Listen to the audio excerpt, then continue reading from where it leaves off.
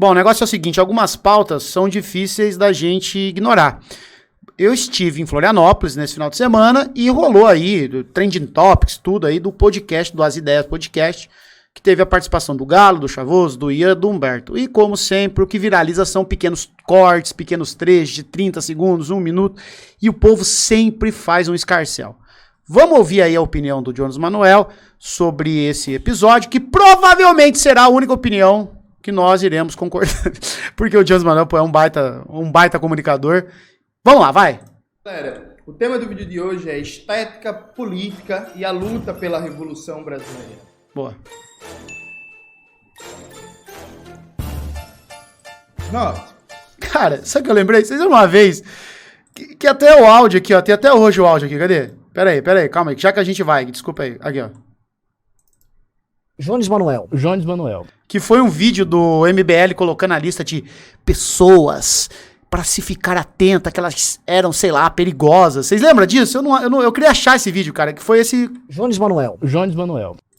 Acabei de assistir O perigoso. a entrevista lá no podcast As Ideias, né, que o Galo e o Thiago Torres, vulgo Chavoso da USP, entrevistaram Humberto Matos e o Ian Neves.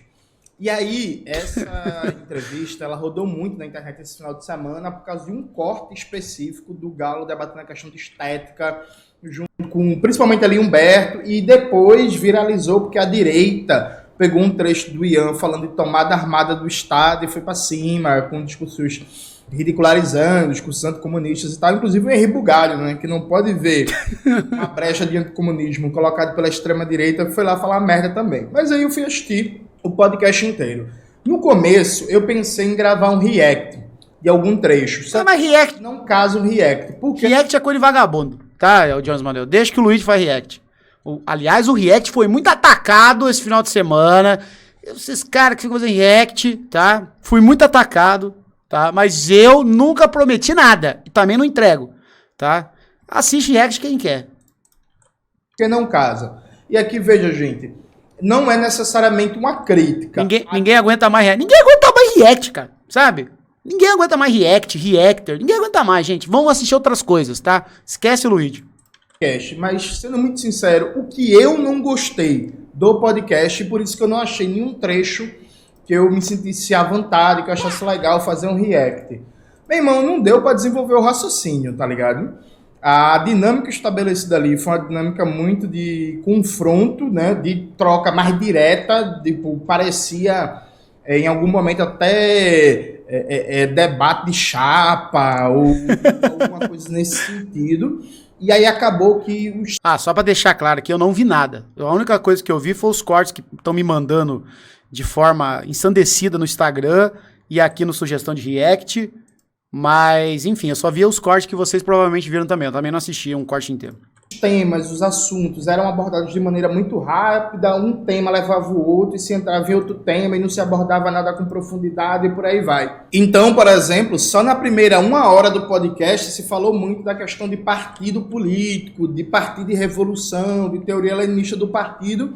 E podem reparar, quem assistiu durante a primeira 1 hora, esse foi um dos temas que mais foi, voltou, e ninguém conseguiu desenvolver ali muito bem.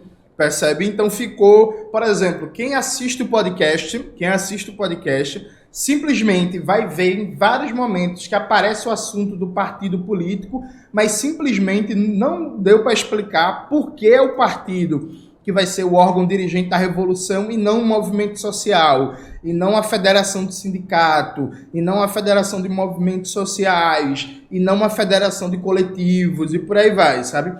Então eu não gostei muito da dinâmica do negócio, eu acho que acabou que ficou várias coisas abertas. Sabe o que faltou? Vocês sabem o que faltou para esse negócio render, né? Faltou ele, chat. O Virilha, Rogério Virilha. Se o Virilha tivesse mediando esse debate e o Paquito, pra ver como é que tá o chat, cara, ia fluir melhor. Agora, não tem o Virilha, não tem o Paquito, já era. Papo reto. Inclusive, pode gerar até o... É assim que o Casimiro fala? Na moral? Papo reto? Qual é? Eu vou imitar o Casimiro hoje. Algumas injustiças ao pensamento de Ian e ao pensamento de Humberto, e até ao pensamento do Galo também, que fazia bastante intervenções. Por exemplo, eu senti muita falta da intervenção do Chavoso. Eu achei que o Chavoso ficou muito calado durante todo o podcast. Mas acaba que, como eram intervenções muito rápidas, e aquela troca, e vai e volta, e vai e volta, e vai e volta, ninguém conseguiu ali desenvolver muito bem o que pensa. Então, sei lá, por exemplo, teve uma fala do Ian que ele falou umas 6 vezes, mas não desenvolveu, que eu fiquei assustado, que foi o Ian comparando a UP com os Panteras Negras, assim. Não dá. E aí, o Ian, que nunca desenvolveu, e atenção, gente, você que é militante da UP, pelo amor de Deus, não vai dizer que isso é ataque, não vai fazer falta polêmica em rede social. Eu não acredito que eu tirei o Ian do meu porão pra isso. Tirei o Ian Neves do meu...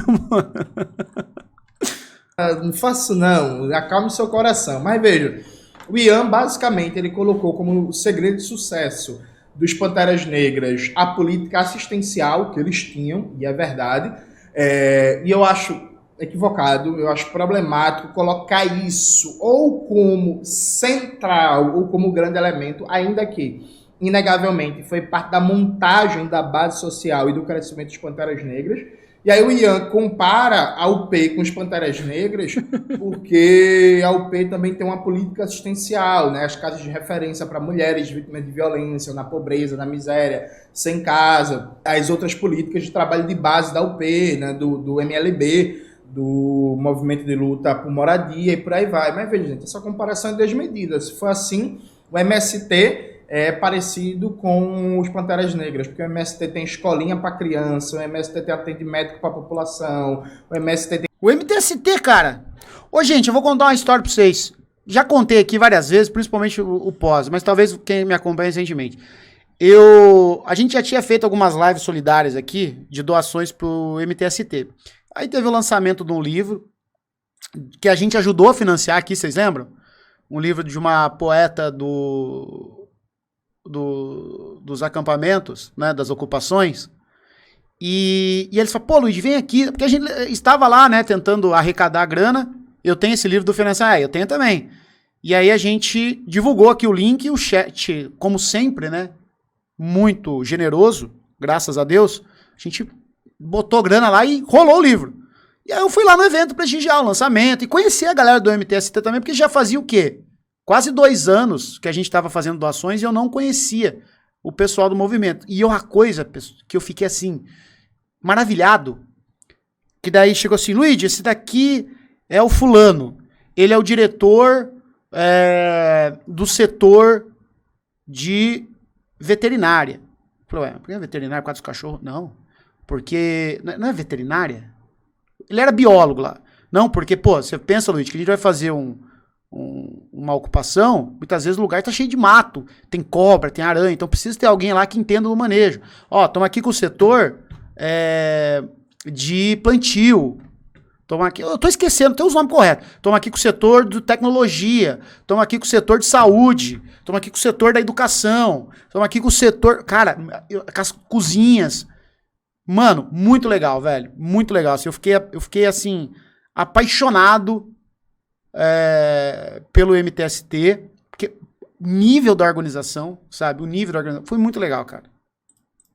Tem cozinha solidária, distribui alimentação, o MST tem corpo técnico para, por exemplo, mutirão para construir casa, tem assistência também para mulher vítima de violência, tem assistência psicológica, tipo assim, em termos de pensar um conjunto de políticas assistenciais para a classe trabalhadora, o MST, inclusive, é muito mais avançado, com muito mais estrutura, com muito mais políticas sociais do que a UP. Aí o MST parece com os Panteras Negras.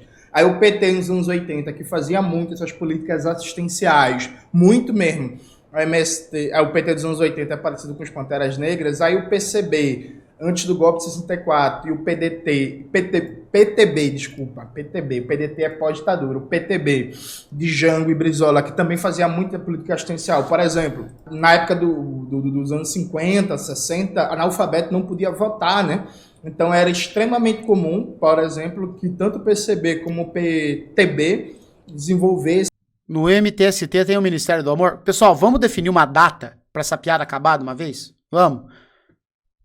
Hoje, nesse exato momento aqui, são 11h45 do dia 1/11/2023. Vamos definir uma data limite?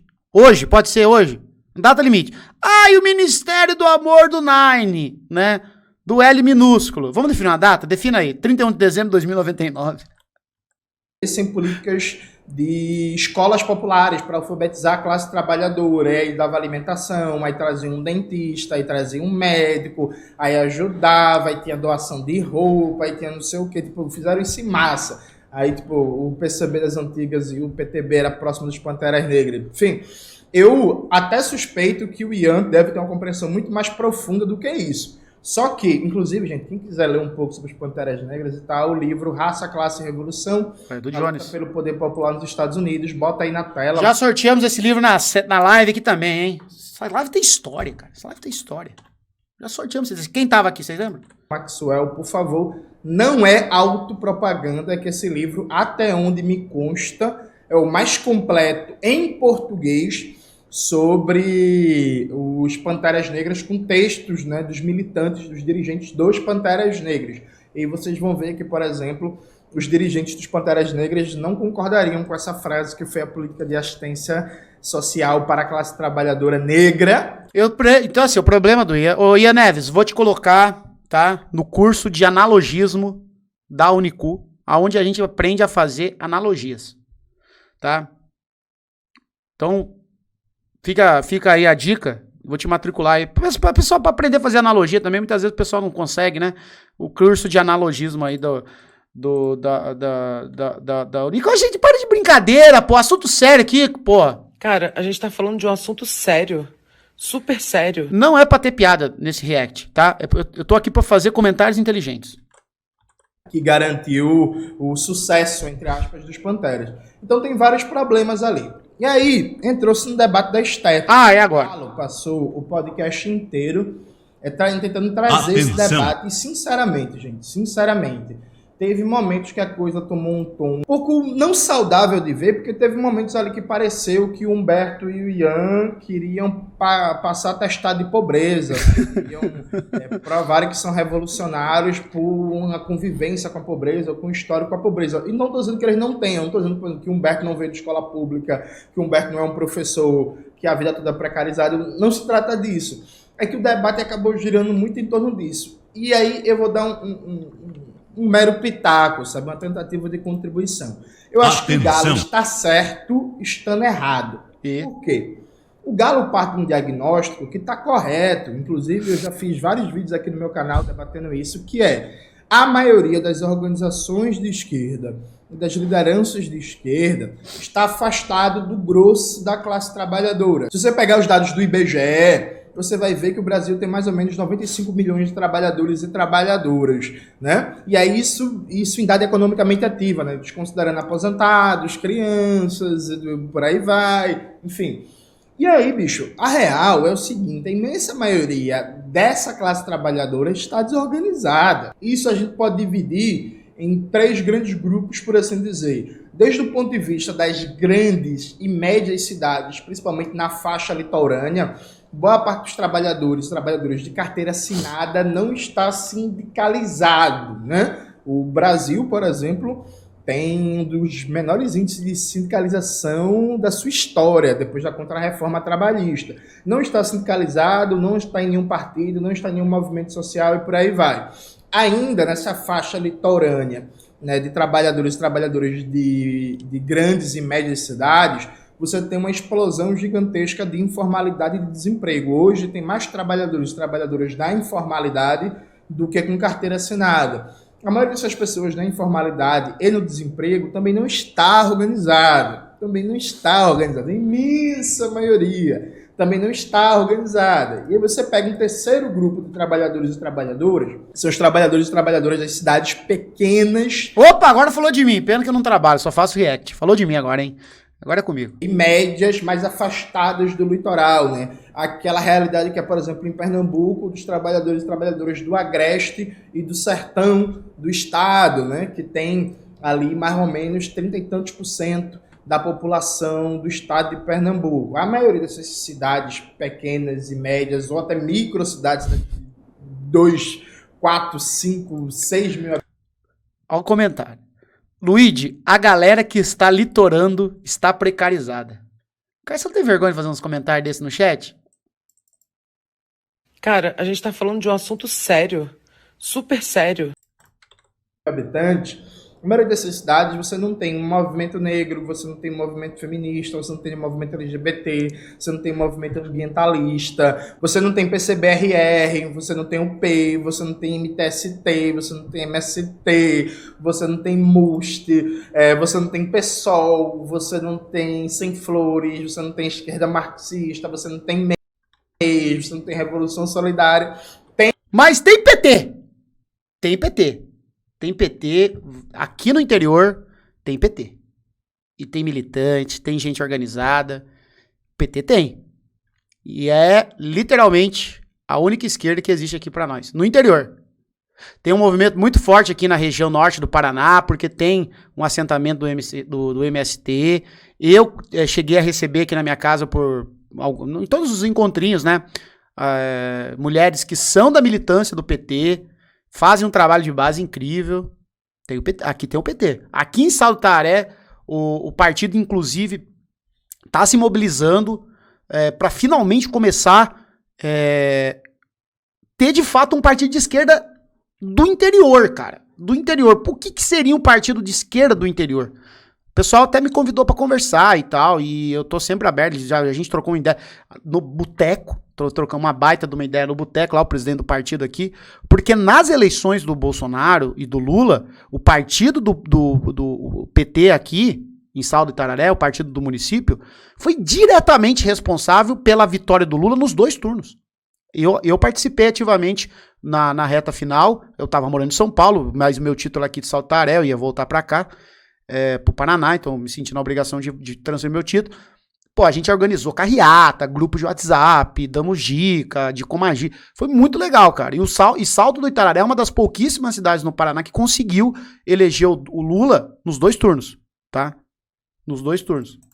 Tem, quando muito, PT, PCdoB, e aí, por exemplo, em Pernambuco tem muito PSB, né, porque o PSB domina o estado, mas não tem prática nenhuma de esquerda. Tem também um pouco de PDT, principalmente no agreste de Pernambuco, mas também sem prática nenhuma de esquerda, e é mais ou menos isso. Então, veja, o Galo tá certo na perspectiva de dizer que a esquerda brasileira, hoje, no máximo, ela consegue organizar franjas muito pequenas da classe média, da classe trabalhadora de melhor salário e de maior nível de instrução, e uma parte pequena da classe trabalhadora mais precarizada, que a maioria da classe trabalhadora não está organizada pela esquerda revolucionária, marxista em particular, e pela esquerda de maneira geral. Consequentemente, na formação de lideranças, de figuras públicas, na formação de intelectuais, de dirigentes, você não vê essas figuras públicas, lideranças, intelectuais e dirigentes. Tem poucas coisas nesse mundo mais irritante que carreata com um monte de corno buzinando. É porque você não estava na carreata que nós fizemos do Nine, do Lulinha, tá? Tá na hora do Jair, tá na hora do Jair. Jairimba, torando! Parou a cidade. Tá? Parou. Carro atravessado, e a turma aí, bandeira, e a criançada correndo atrás dos carros e buzinando, e tá na hora do Jair. Salto do Itararé vai parar. E a buzina diz assim, ó, bi, Lula, bi, faz o L que pá. Não falar pra você, foi demais. Com a cara, com o jeito, com a estética da maioria da classe trabalhadora nas suas diversas realidades. Não vê porque a maioria dessa classe não está organizada por essa esquerda. Então, sim, é uma esquerda muito branca, é uma esquerda muito pequeno-burguesa, é uma esquerda muito metropolitana, que, por exemplo, eu mal vi esse debate aparecer no podcast. Se a gente for entrar nessa seara de pegar os limites, a gente pode ver que, embora Humberto more numa cidade muito pequena, o debate girou muito em torno de uma realidade do que é a existência da classe trabalhadora e das periferias brasileiras dentro da perspectiva de uma cidade grande, próxima do litoral. É verdade, é verdade. Então, assim, a gente não vê muito uma liderança política, partidária, intelectual, um formulador dos interiores do Brasil, das cidades pequenas do Brasil. Enfim, então vejam. Tem eu, Caunicu, né? Tamo aí, né, do Caunicu. Tá certo no diagnóstico. Isso é inegável, tá ligado? Isso é inegável. A maioria da galera é, sim. Principalmente você pega os deputados e deputadas federais de esquerda, você pega os candidatos a prefeito da próxima eleição, que já estão aí mais ou menos colocados, você pega os presidentes e presidentas de partido regional e por aí vai, sim, é inegável, gente. A maioria da galera é classe média, é branca, é uma galera que não trabalhou na vida, é uma galera que fez curso superior. Não trabalhei. Não fez curso superior, partindo da periferia e conseguiu acessar a universidade. Eu já trabalhei, hoje eu não trabalho mais, mas já trabalhei muito na minha vida.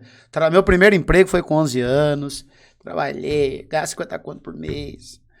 Depois eu fui auxiliar contábil, técnico de informática, concursado, diretor de marketing. Hoje eu só faço vídeo pra internet. Graças a Deus parei de trabalhar. O pai e a mãe fez curso superior, aí ele tá fazendo também, por aí vai, veja, isso é inegável. Agora, qual é o problema? A gente não pode entrar num campeonato de procurar quem está mais afastado da classe trabalhadora na perspectiva de deslegitimar ou colocar em xeque tudo que está fazendo hoje. Eu explico. Veja, o podcast do Galo e o Chavoso estavam ali tocando. Veja, é um podcast de mais de 2h30, gente. Você pega os dados do IBGE e você vai ver que, por exemplo, 45 milhões de trabalhadores e trabalhadoras no Brasil simplesmente não tem renda para ter um pacote de dados para ouvir esse podcast. Tá ligado? Inclusive, você pega os dados de endividamento das famílias brasileiras. O Brasil hoje tem 70 milhões de famílias de pessoas, aliás, com nome negativado, né, com nome sujo. Dessa conta, 60% é gente que não conseguiu pagar a conta de água, a conta de luz, a conta de internet, e por aí vai e ficou com o nome sujo. E aí, galera, tipo assim, se a gente for entrar nessa lógica, eu poderia, por exemplo, entrar num debate com o Galo e passar 2 horas dizendo assim: Galo, teu podcast não chega no Brasil mais profundo, mais miserável, porque vocês têm um podcast aqui de 2h30 que a galera nem tem pacote de dados para... ouvir. E é isso, tá ligado? Ou então, o que é uma constância hoje, por exemplo, a galera tem que escolher entre comprar o gás e consumir energia elétrica. Então, ela prefere comprar o gás e passa o dia todinho com as luzes desligadas, às vezes com a geladeira desligada, tenta economizar energia, também tem pouca comida, normalmente não tem carne, que é elemento mais perecível, e arroz, feijão, macarrão, fubá, pode ficar fora da geladeira e simplesmente não tem condições. Porque assim, gente, vamos lá, o Brasil tem hoje, enquanto eu tô gravando esse vídeo, o Brasil tem 30 milhões de pessoas passando fome. Vocês acham que esses 30 milhões de pessoas passando fome vão ter tempo, condição psicológica, ambiente de formação cultural, pacote de dados de internet disponível para ouvir um podcast de mais de 2h30? Não vão. Então pode chegar pro Galo e dizer assim: ó, Galo, porra, bicho, não vai, tá ligado? Ou então eu chegar para o Galo e dizer assim: ei, Galo, beleza, muito massa, mas, por exemplo, a maioria dos motoboys não se reconhece em tu como liderança. Eu vejo que é verdade. Assim como a maioria dos trabalhadores não se reconhece em mim como liderança, não se reconhece no partido político, no projeto político que eu defendo como liderança. Assim como a maioria das quebradas de São Paulo não reconhece o Chavoso como liderança. O Chavoso tem muita entrada? Tem. O Galo tem muita entrada? Tem. O Ian tem muita entrada a partir do trabalho que faz na internet? Tem. O Humberto tem muita entrada a partir do trabalho que faz na internet? Tem. Mas ninguém hoje no Brasil tem uma perspectiva majoritária na classe trabalhadora. Toda e qualquer iniciativa hoje, ela necessariamente vai ter uma característica de ser minoritária frente ao tamanho da classe trabalhadora. Então, por mais que o trabalho social esteja sendo bem feito, por mais que o trabalho sindical esteja sendo bem feito, por mais que o trabalho de moradia esteja sendo bem feito, por mais que o trabalho de comunicação esteja sendo bem feito, ela vai ser minoritária. Então pegue, por exemplo, o MTST. Então, eu quero falar um negócio, voltar um pouquinho na fala dele aí, sobre esses dados de brasileiros que não possuem acesso à internet e também não possui tempo e não possui muitas vezes a banda larga, né, ou dados necessários para poder consumir conteúdo. Ele tá certo, é fato, mas um outro lado, e aí que é uma coisa que eu tento muitas vezes colocar aqui, e por vezes as pessoas interpretam de um jeito errado, que é o seguinte: o que é a realidade no Brasil hoje? Nós temos uma parcela considerável da população brasileira que não consegue acessar a internet com regularidade, ou mal consegue acessar a internet, pode ter muitas vezes um celular, mas não tem dados, não tem Wi-Fi, não tem nada. Mas, hoje, o fato é que a maioria da população brasileira já possui algum nível de acesso à internet. Algum nível de acesso à internet. Então a gente precisa ter essa dinâmica seguinte: olha, temos milhões de brasileiros que não acessam, mas por outro lado a gente tem milhões de brasileiros que acessam. A gente precisa prestar atenção nesses milhões que acessam também. A gente não pode lavar as mãos e deixar que o campo da direita, os liberais, enfim, produzam o conteúdo que eles recebem no seu celular. Porque vamos lá, pessoal, uma coisa que para mim é muito lógica, mas que muita gente não consegue visualizar, é que o consumo da internet, pessoal, é conteúdo. As pessoas entram na internet para consumir conteúdo, para ver vídeos, para ler textos, para ver fotos, para ver vídeos rápidos, para ouvir podcasts. Esses conteúdos são criados por alguém, certo? Por alguém. E essa pessoa tem o viés dela, pode ser um viés escancarado, não, eu sou aqui um cara de direita, eu sou um cara liberal, ou pode ser uma coisa meio maquiada, né? Então, assim, o que essa massa de brasileiros hoje consome na internet é conteúdo. E esse conteúdo é produzido por alguém. E esse alguém tem seu viés político. Ou seja, o conteúdo no final do dia, por mais inocente que ele possa parecer, ele é político. Então é preciso que se produza conteúdo, pensando nessa massa de pessoas que têm acesso à internet.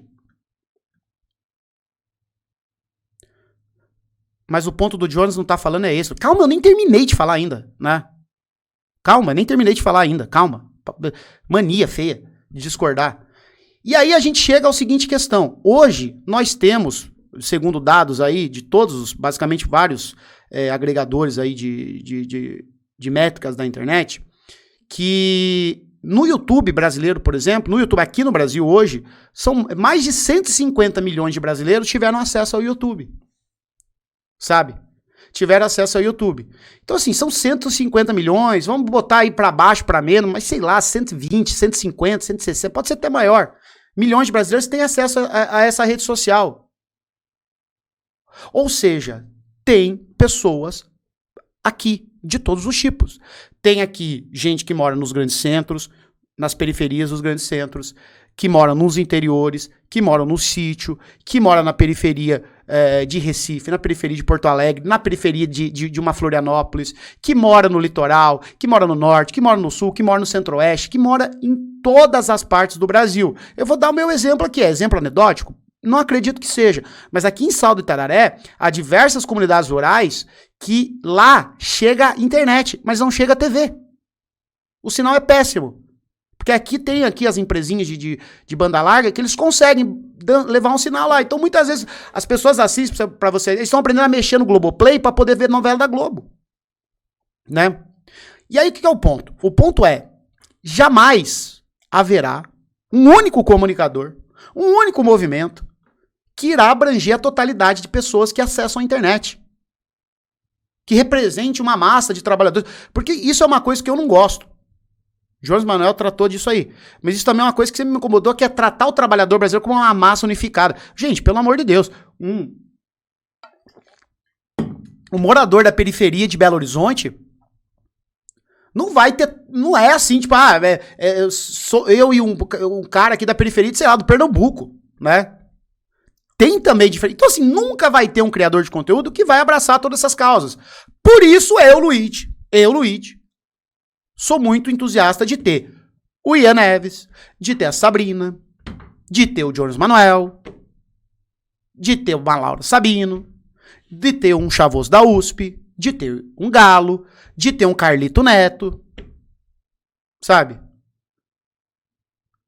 Porque de ter um Samuel aqui no TikTok, de ter um Load Comics, de ter um Cauê Moura, de ter as paginazinhas de meme, lá a Sinistra, o Memes Expropriados, de ter o pessoal no TikTok, sabe? Então não dá para um único criador de conteúdo abocanhar toda essa diversidade. O Brasil é muito grande, cara. O Brasil é gigantesco, não dá, mano. Então é preciso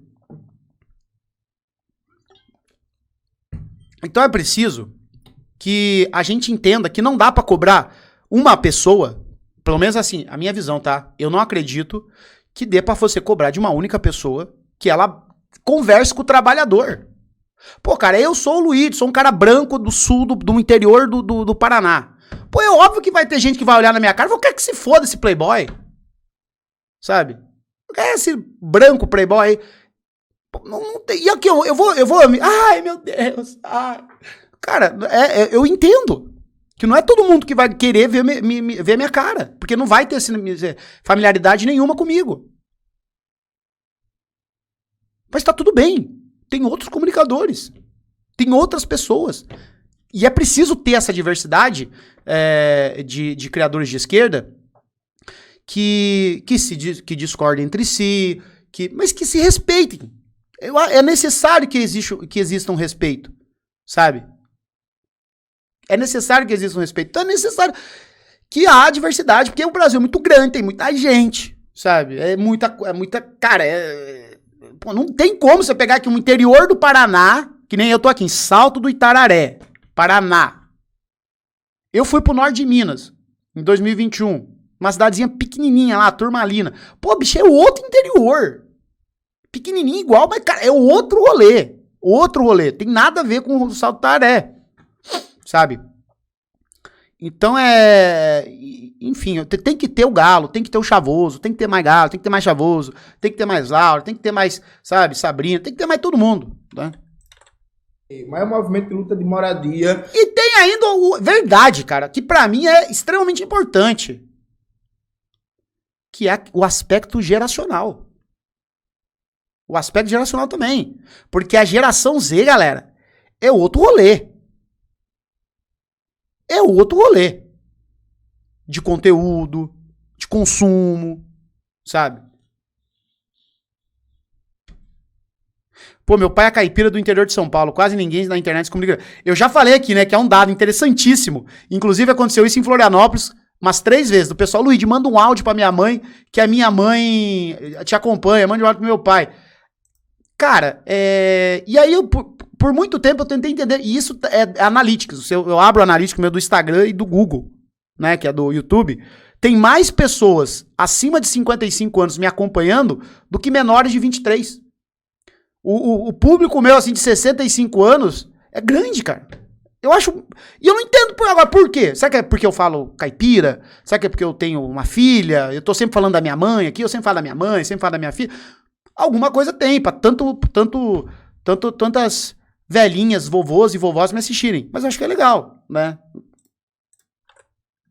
Do Brasil, não é isso? Perfeito. O MTST não consegue organizar 10% das pessoas que estão sem casa ou ameaçadas de ficarem sem casa por causa do preço dos aluguéis no Brasil inteiro.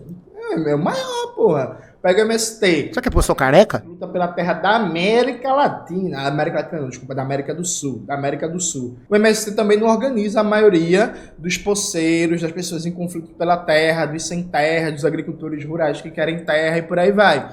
Então, veja, é preciso ter cuidado para não entrar numa lógica que quem é mais fudido, quem é mais elitista, quem está mais inserido na bolha de classe média, por aí vai. Eu acho que a gente tem sim que se questionar. Então, por exemplo, eu achei muito bom o questionamento, eu não lembro se foi o Galo ou se foi o Chavoso, que questionaram a predominância, por exemplo, sudestina na Soberana. Eu achei um questionamento maravilhoso, extremamente válido, porque é algo, inclusive, que dá para resolver de imediato. Muita gente me pergunta assim, Jones, por que tu não aparece nesses podcasts esses mesacasts grandes, dentre das coisas, porque os caras não pagam sua passagem, então você tem que pagar a passagem do seu bolso, tá ligado? Esse é um fator. E a segunda coisa é que, por mais que tenha visibilidade, por mais que tenha alcance e tal, você não tá no eixo Rio-São Paulo e você não tá ligado a um aparelho político do eixo Rio-São Paulo. Então, assim, tem um interesse menor, tá ligado? É isso, eu girei muito nos últimos tempos meu conteúdo para debater cada vez mais Pernambuco, para debater cada vez mais meu estado. Então isso perde o interesse da galera. A galera não quer saber muito o que está acontecendo de violência policial em Pernambuco, quer saber da milícia do Rio de Janeiro. Cara, eu vou mostrar pra vocês aqui ao vivo. Vou pegar aqui no meu Instagram. Meu Instagram, tá? Como o Sudeste acaba se tornando o umbigo da criação de conteúdo, da comunicação. Vou pegar aqui dados de cidades, de porcentagem de cidades que estão os meus seguidores, total de seguidores. Então vamos lá. São Paulo, 15,5% da minha audiência é de São Paulo. Rio de Janeiro, 5%. Belo Horizonte, terceiro lugar, 3%. Curitiba, 2,6%. Aí chega a primeira capital da região Nordeste, Fortaleza, 1,8%. 1,8%. Vocês viram? Então cara... Então, se eu falo muito mais da violência policial em Pernambuco, se eu critico muito mais os problemas da repressão, do encarceramento em massa em Pernambuco, isso necessariamente vai me render menos convite. Vai. Sabe? Teve outros momentos também que houve um questionamento muito bom para o Humberto e o Ian, e eu falo da Soberana porque o Humberto e o Ian são da Soberana e estavam lá dando entrevista, né? Mas teve um questionamento muito bom que é sobre a presença de pessoas da classe trabalhadora, precarizada, de como é que eles não aparecem, quem é a cara da Soberana. Veja, todos os questionamentos são válidos, só que a gente precisa entender, e esse ponto aqui que é central, veja, a gente precisa entender as nossas limitações, entender o quanto ainda a gente está longe de ter uma hegemonia proletária na sociedade brasileira, mas sem uma lógica cristã de se martirizar, sem uma lógica cristã de dizer assim, estamos fazendo tudo errado, sem uma lógica cristã de questionar o quão não popular a gente é e a partir disso não gerar uma mobilização para mudar, mas gerar muito mais você é playboy, você é playboy, você é playboy, você é playboy, você é playboy, você é playboy. Porque em última instância, hoje no Brasil, toda iniciativa de esquerda, barra socialista, barra anarquista, barra marxista, não é majoritariamente popular, entendido como lastreado na maioria da classe trabalhadora, percebe? Isso por um lado. Aí vem o segundo lado. Eu achei muito bom a provocação do Galo sobre a estética, sabe? Teve uma hora que o Galo falou um negócio que eu achei do caralho. Tipo assim, o Galo falou, porra, eu acho o MST foda, gosto do MST, tal, mas eu não gosto da figura do Stedley, porque o Stedley parece um patrão meu. Veja, é uma provocação muito boa. Uma provocação que eu acho legal. Agora, eu acho, inclusive, já debati isso várias vezes, que a gente precisa, sim, proletarizar e enegrecer a esquerda brasileira. A esquerda brasileira é pouco negra. A esquerda brasileira é pouco periférica, tá ligado? Tipo, é muito doido como o que se considera como música de esquerda, como referência cultural de esquerda, é uma MPB que simplesmente a maioria da classe trabalhadora nem sabe que existe. Cara, a provocação do Galo, pra mim, pelo menos eu entendo, provocação como uma forma de você instigar o debate. E não é um insulto. É diferente. Então as pessoas entendem provocações como um insulto. Então as pessoas entendem que o Galo está olhando pra ele e dizendo assim, você tem cara de patrão, seu cuzão, sabe? Mas não, é uma provocação. Fala assim, olha, quando eu olho pro líder, eu sinto que ele é meu patrão. Por quê? Porque isso gera, pessoal, um debate. Um debate. Por que as lideranças de esquerdas são majoritariamente brancas? Não, mas Luigi, você não conhece a história do MST, porque blá blá. Não, tudo bem. Ninguém tá falando que ele, né? Ninguém tá falando que ele é patrão, que ele é burguês, que ele é playboy. Mas assim, a provocação, ela tem que ser generalista. E pra mim é isso que é uma provocação, né? Mas...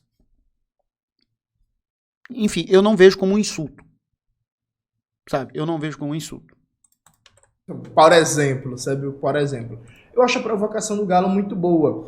Só que qual é a minha questão?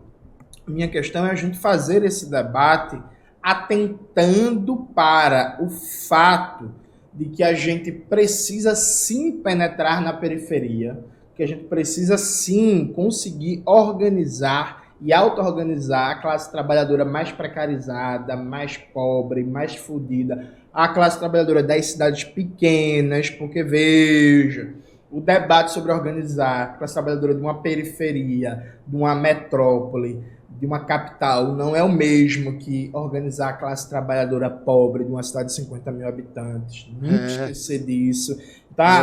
Organizar a classe trabalhadora no Ibura, aqui em Recife, não é a mesma coisa que organizar em Bezerros, no Agreste Pernambucano. Não esqueça disso. A gente precisa fazer tudo isso, mas a gente precisa também ter uma perspectiva de organização política que garanta a hegemonia proletária e que organize também, e aqui preste atenção, que organize também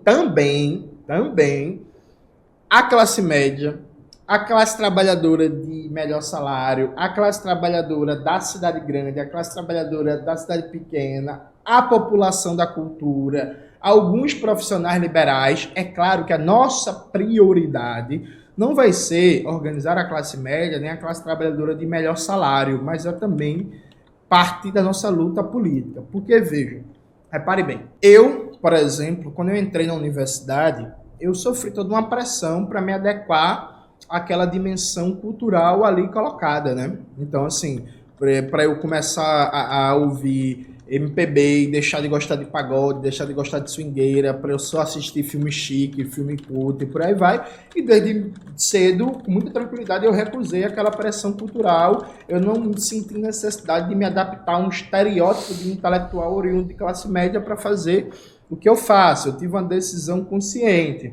Então, por exemplo, eu me visto como eu me vestiria antes de entrar na universidade. E a grande diferença é que hoje eu tenho um pouquinho mais de dinheiro, então eu consigo ter uma capacidade de compra, de consumo mais diversa, né? Então, provavelmente, na época, antes de entrar na universidade, eu não teria essa camisa. Por quê? Essa camisa, se não me falha a memória, foi 40, 45 reais, e quando eu tinha 19 anos, eu não tinha 45 reais para dar numa camisa, sabe? Então, essa é a grande diferença.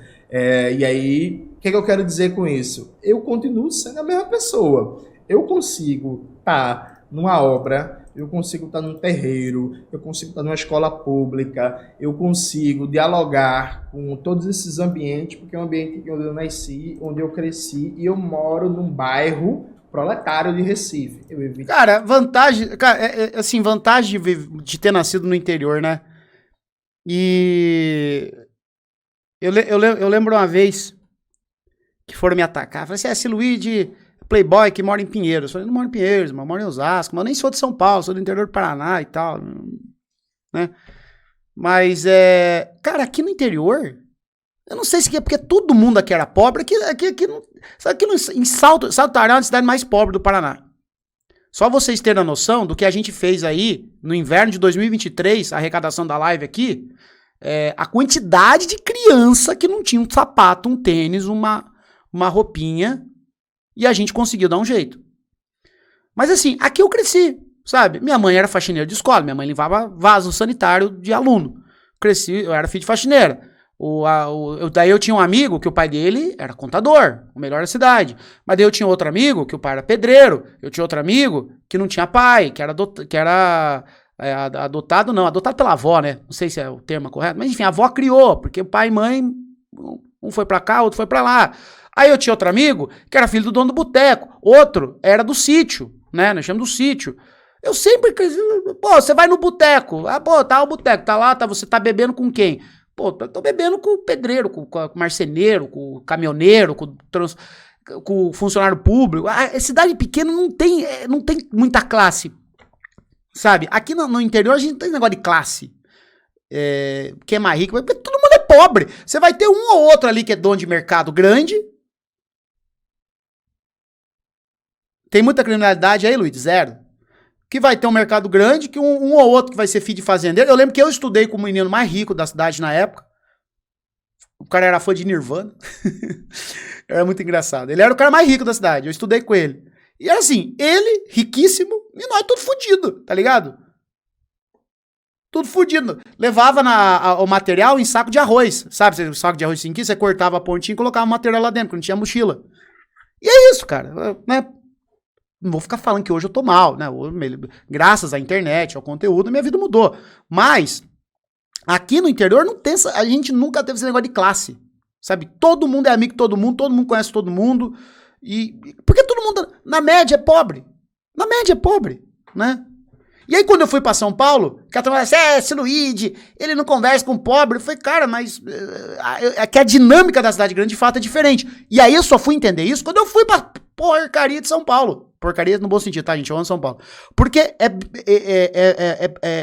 é bem provável e lógico que uma criança, um adolescente que nasça, em Moema, nos Jardins, ali na região da Paulista, essas pessoas jamais pisem numa periferia, sabe? Então, o cara nasce lá em Pinheiros, escola no bairro, balada no bairro, rolê no bairro, amigos no bairro. Você acha que esse cara vai pisar na cidade Tiradentes? Então, São Paulo, de fato, tem isso, de um cara de classe média crescer sem nunca botar os pés numa perifa. E o único contato que ele vai ter com um trabalhador de serviço é quando ele tá arrumando a casa dele, é o porteiro, é o entregador de iFood. E em São Paulo isso é... Em São Paulo e grandes capitais isso é normal, né? Mas aqui no interior, nunca foi, né? Nunca foi. É todo mundo assim, todo mundo é pobre. Moleque... Teve o corte aí, tá no ar, é o corte do Brochado Sinistro. Eu contando da história de roubar garrafa pra poder trocar em ficha de fliperama. Eu tinha um amigo que tinha videogame aqui na cidade, um amigo. No resto ninguém tinha, ninguém sabia. Ai, Luiz, por que você não tem contato? Por que você não gosta de videogame? Porque eu não joguei videogame na minha infância. Não tinha, eu não tinha, meus amigos não tinham. Aí tinha um moleque lá que ganhou um Nintendo 64, eu acho. Fazia fila na casa dele pra jogar. Jogar Super Mario. Então, assim, crescer isso aí em contato com videogame. Por quê? Porque ninguém tinha. Vamos ter antena parabólica. Quando a gente chegou a antena parabólica na minha casa, eu tinha, sei lá, 10 anos. Eu nem já era tão fã mais, assim, de desenho, né? Então, assim, eu não tive acesso a TV Cultura, por exemplo. Fui até depois já tava pré-adolescente. Todo mundo era pobre. Então, eu cresci com isso, né? Que não tinha, vou falando é pobre, eu sou rico. Não, era todo mundo pobre. Mas, quando você vai pro grande centro, né? Você entende essa segregação social, né? Falar o nome do bairro por questão de segurança, mas eu moro no bairro Proletário, aqui de Recife, em que a galera que mora na minha rua é a galera que é telemarketing, que é caixa eletrônico, que é Uber, que é desempregado, que é empregado doméstico e por aí vai. Mas eu também consigo transitar e transito em espaços de classe trabalhadora de melhor salário, em espaços organizados, em espaço sindical, em espaços da cultura, em espaços de classe média. O que é que eu quero dizer com isso? Veja, a prioridade de uma estratégia comunista da revolução é você organizar a classe trabalhadora. A classe trabalhadora, assim como a burguesia, também é dividida em frações, né? Em grupos sociais específicos. Então, veja, o sujeito que ganha 4 salários mínimos trabalhando, por exemplo, numa fábrica, que faz com que ele tenha um carrinho, que ele tenha uma casinha melhorzinha, que ele tenha um plano de saúde vagabundo, que ele se mate das coração e coloque o filho na escola privada vagabunda, que tem uma roupinha melhorzinha, ele é classe trabalhadora. A pessoa que está na informalidade vendendo pipoca e vivendo com só 700 contos por mês, também é classe trabalhadora. Entre os dois vai ter uma diferença gigantesca. Vai ter uma diferença de universo cultural, vai ter uma diferença de lazer, vai ter uma diferença de ciclo social, vai ter uma diferença de percepção de mundo, vai ter uma diferença de predisposição para se organizar, vai ter uma diferença do que é que vai tocar. Eu preciso criar uma estratégia que dialogue com, usando só esse exemplo, a gente poderia dar outros vários, com essas duas frações da classe trabalhadora. Porque ambos são trabalhadores, percebe? Alguém pode dizer assim, mas Jones, a esquerda brasileira hoje só consegue dialogar com esse trabalhador aqui, esse que ganha 4 salários mínimos, que tem um emprego estável, carteira assinada e por aí vai. Veja, é verdade, mas também não é majoritário, mas tendencialmente vai dialogar mais com esse. Mas eu preciso pensar num discurso político, eu preciso pensar num programa político, eu preciso pensar em palavras de ordem, eu preciso pensar na dimensão estética que consiga abarcar a classe trabalhadora. E vejam, a classe trabalhadora, que ela é diversa em suas frações, ela é diversa no seu nível de renda, ela é diversa de acordo com o ambiente geográfico. Então, por exemplo, para o Galo, o chavoso é alguém que dialoga com ele de acordo com a estética. É verdade, na periferia de São Paulo. Para um trabalhador pobre do interior de São Paulo, já não é verdade. Para um trabalhador, uma trabalhadora de Belém do Pará, já não é verdade, certo? Para um trabalhador, para uma trabalhadora do interior do Rio de Janeiro, também não é verdade. Percebe? E tudo bem, né, gente? E tudo bem, não tem como. É literalmente impossível, né? É isso. O Humberto, por exemplo, ele pode sim, muito tranquilamente, ser alguém que esteticamente, pelo que ele é, pelo que ele aparenta, por como ele se veste, dialogar muito bem com a classe trabalhadora do Rio Grande do Sul, porque o Humberto é branco. Só que para os padrões do Rio Grande do Sul, o Humberto é pouco branco. Em vários ambientes, inclusive, é bem provável que ele sofra algum tipo de racismo. Então, pode ser para alguns ambientes que a estética de Humberto dialogue sim. Ou seja, o que eu estou dando essa volta todinha para dizer, que a gente tem que, na hora de pensar o desafio de organizar a classe trabalhadora, conseguir criar um aparelho político que realmente seja portador de um projeto de hegemonia proletária, que consiga organizar a classe trabalhadora dentro da sua diversidade racial, geográfica, religiosa, de ocupação na divisão social do trabalho, de estratos de renda, de formação, de universo cultural, e isso não é fácil. O que eu senti falta naquele debate, e várias pessoas apontaram, foi uma perspectiva que me pareceu uma certa universalização do que é a realidade periférica da periferia de São Paulo para o Brasil. Então, quando o Galo diz assim, a estética importa, eu vou ter muito mais facilidade para dialogar com o Chavoso do que com o Humberto. Veja, o Galo tá certo. É verdade. Só que aí, veja, existem estéticas, existem formas de ser. Existem formas de ser da classe trabalhadora. Percebe? Formas de ser da classe trabalhadora. Então, por exemplo, se o Tiago fosse na minha favela, fosse eu e ele na minha favela, na Borborema, não é porque eu sou de lá não, viu gente? Mas veja, vamos imaginar que eu não sou nascido e criado na favela da Borborema. Alguém com o meu jeito de se vestir, alguém que não tem tatuagem, por aí vai, teria muito mais possibilidades de fazer trabalho político, de fazer trabalho de base, por exemplo, do que o Chavoso. Porque a forma como a estética do Chavoso reflete em algumas periferias de Recife é diferente do que pode ser para São Paulo. Então, há uma perspectiva, gente, de pensar a concretude da classe trabalhadora. E pensar a concretude da classe trabalhadora passa por a gente entender essa dimensão diversa, desde ocupação na divisão social do trabalho, até nível de renda, consequentemente padrões de consumo, de formação, do universo cultural, até, e talvez principalmente, a diversidade geográfica da classe trabalhadora. Porque, repito, não é a mesma coisa pensar a classe trabalhadora na faixa litorânea, nas cidades grandes e médias, e pensar a classe trabalhadora nos interiores do Brasil, nas cidades pequenas. Assim como não é a mesma coisa pensar a realidade de um bairro, de uma periferia como a Pedreira, em Belém, e a periferia do Capão Redondo. Há semelhanças, há similaridades, mas há também muitas diferenças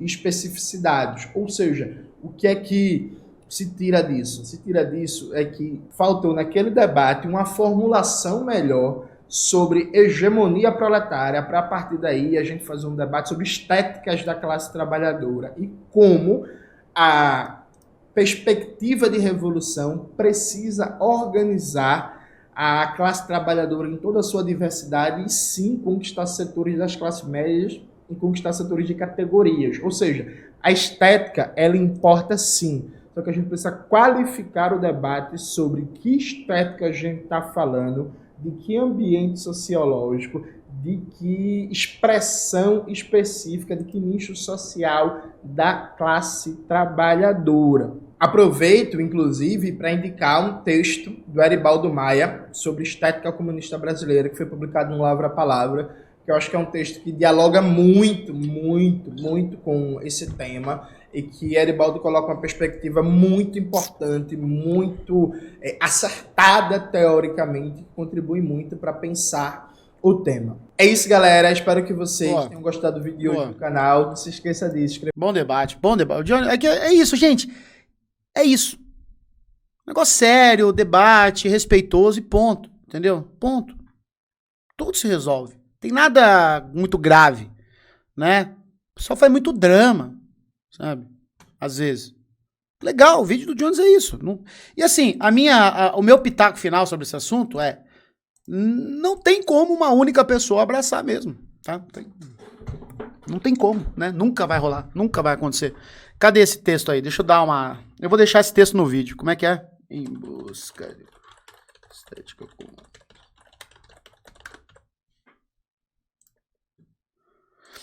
Tá aqui, ó, o texto do Humberto. Vou spamar aqui no chat. Do Humberto, não, pô. Do Eribaldo. E vou botar no link do YouTube também. Beleza? Tamo conversado? Encerrou esse assunto? Então tá bom.